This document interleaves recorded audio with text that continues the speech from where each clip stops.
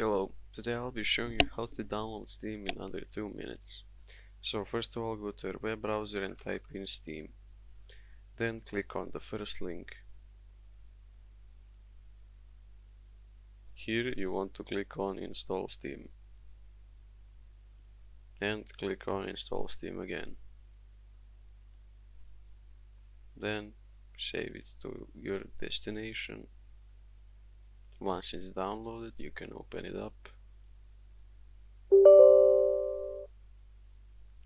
Then just click on Next, select your language, click on Next again, and click on Install.